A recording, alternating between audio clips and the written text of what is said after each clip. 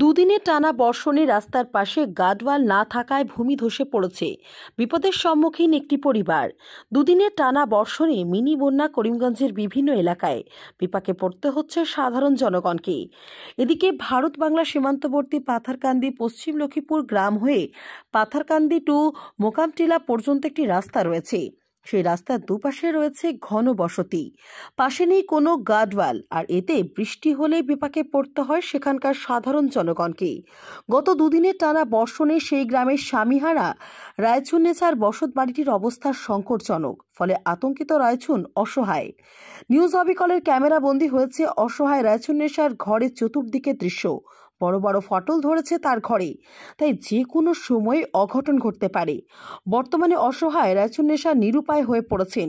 গ্রামের জনগণ জামির উদ্দিন, আব্দুস সোফান, আইনুল হক, মাছুম, বাবুল হোসেন প্রমুখরা পাথারকান্দির বিধায়ক কৃষ্ণেন্দু পাল এবং বিভাগীয় কর্তৃপক্ষ সহ প্রশাসনের দৃষ্টি আকর্ষণ করেছেন। পাথারকান্দি থেকে জামিল হোসেনের রিপোর্ট, নিউজ অবিকল।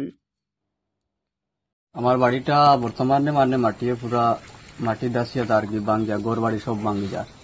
আমি যখন এই রাস্তার কাজ আইছে তখন আমি বাসিত মামারে কইছি, মামা আমার ওটা আপনি গার্ডওয়াল দিয়া দেন। বাসিত বলতে কোন বাসিত? কন্ট্রাক্টর, আমরা বাসিত কন্ট্রাক্টর, মানে তাই কন্ট্রাক্ট লইছো এই রাস্তাটা। তখন আমি তানে আবদার দিছি, কইছি তুমি আগে গার্ডওয়ালটা দেও, আর গার্ডওয়াল দেওয়ার পরে তুমি কাজটা স্টার্ট করো। কইছেন আচ্ছা ওইব ঠিক আছে। তারা সাইডও যারা ইনচার্জ আসলো, মানে তানোর লাইন, তারা কইছেন ওইব ঠিক আছে, আমরা এখন বর্তমানে কাটিংটা করিলাই, তারপরে আমরা গার্ডওয়াল দিব, কোনো সমস্যা নাই, ইঞ্জিনিয়ারে সার্ভে করিয়া গেছে। কইলাম আচ্ছা ঠিক আছে, অসুবিধা নাইলা যদি হয়। তখন আমি বার চাইতে চাইতে তানোর কাছেও গেছি আমি 2-3 বার, তাই কোনো আমার মাতর দিছই না রে, না দিয়া কইছেন এটা তো আমি জানি না, এটা তোমরা যেটা বার লাগে ওটা করো, তোমরা সার্কেলও যাও। এটা আমি কি দাও, আমি তো কন্ট্রাক্টর, আমি খাম লইছি। তখন আমার কথা হয়েছে, তুমি যখন খাম লইছো তুমি তো আগে জিনিসটা জানতে আসলো, কোন জায়গায় বাড়ি আছে, কোন জায়গায় ঘর আছে, কার ক্ষতি হইব, কার ক্ষতিগ্রস্ত হইব, এটা তো আগে দেখিয়া তারপরে তো কাজটা তুমি রাস্তায় আসলো।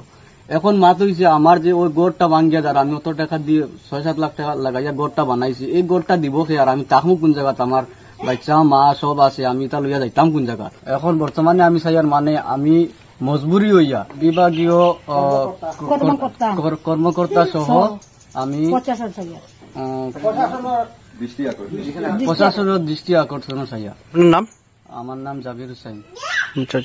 আপনি কি মনে করেন আপনার বাড়িতে কত টাকার ক্ষয়ক্ষতি হয়েছে? মনে করেন আমার বাড়িতে বর্তমানে ক্ষয়ক্ষতি হইল বহুত, আমার মাল সামান আছে, বহুত টাকা আছে, আমার প্রায় 15-20 লাখ টাকা ক্ষয়ক্ষতি হরণ হয়ে যায় বর্তমানে। এখন আমি টাকাটা পাইমু খানো, আমি কিলা কিতা করবো এটা তো আমি কইতে পারি না, আমার তো মাথায় কোনো কাজ করেন না। আগে থেকে আমি আগে বারবার কইছি আগে কন্ট্রাক্টর বেটারে বলে আপনি দেখো দেখিয়া গেছইন, দেখিয়া কইয়া তাই এরপরে আবার কোনো মাত্র রেসপন্স দিছইন।